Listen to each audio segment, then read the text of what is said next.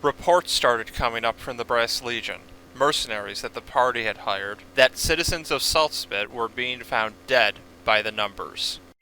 Initially, this was attributed to disease caused by the festering pit of brothels and alehouses that Saltspit had turned into. But, as these became more and more regular, Rakeen and Valinar decided to make further investigations. As it turned out, people found dead didn't appear to show any signs of fatal diseases, murder, or anything like that, except for the fact that their hair, eyes, and skin were white as milk. This, in conjunction with the fact that every single person died while screaming horribly, led to the widespread rumors of ghosts and other malignant entities haunting Saltspit. As if things weren't bad already, Imam Salim al-Salam, caretaker of the local temple of Sera-Nore, began preaching that these deaths were the cause of excessive greed and avarice with which the owners of the mine had been chasing material wealth, sacrificing countless lives in the process. As people began flocking into Saltspit, religion came too. Sera-Nore, the sun orchid, is the main goddess of the region. A few other cults have also set foot here too, but only that of Sera-Nore has a temple already built. The preaching became more and more incendiary as deaths multiplied, and by the end of the month, the makeshift cemetery outside the town counted over 80 dead bodies from what came to be known as the White Woes. Dealing with a progressively more scared workforce, a strain of inexplicable deaths, and a very likely outbreak of religious fury, the party decided to take things more seriously.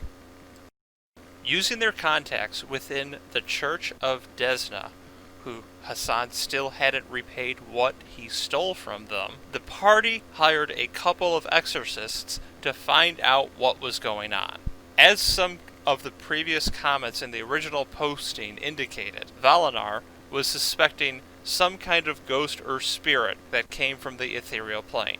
Yet exorcists found nothing of the sorts, even after covering the settlement with all kinds of ghost-sensitive holy water vials and other items of dubious effectiveness.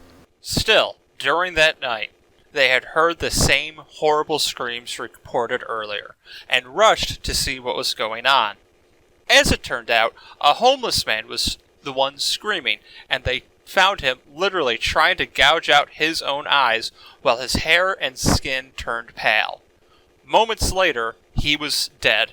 Quickly, they broke out every kind of divination spell they had at hand and managed to detect an evil aura lingering in the area, as well as a strong leftover trace of conjuration magic.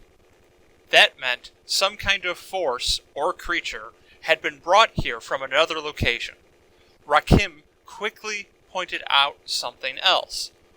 When they found the screaming hobo, he was yelling about worms and bugs, and actually, he looked extremely terrified. With a knowledge roll, he knew something is lingering at the back of his head, but he can't take a hold of it. He announced he needs to take a trip back to Katapesh to consult the libraries there. The player actually has a pretty good idea of what is going on, but he kept the metagame out of it. Still, when things like these happen, I tend to allow a knowledge check with a hard DC to allow the character to get a, quote, moment of inspiration, unquote, letting the player use a bit of metagame knowledge, but only if I notice the player is stuck and the character actually has a chance of having heard something related. So, Rakim takes a leave of absence from Saltspit to visit Katapesh, where he meets up with a fellow Vudrani. Rakim was born in Jalmare, one of the impossible kingdoms of Vudra, who helps him gain entry to the old archives of the Grand Lodge of the Golden Peacock, one of the oldest civil organizations in the city, and keeper of quite a vast collection of books and scrolls, most of which were donated by the members of this tea and crumpet society of well-off gentlemen with large turbans. Searching the archives, he finally stumbles upon the kind of information he was after. Long story short, Rakim clears up his suspicions.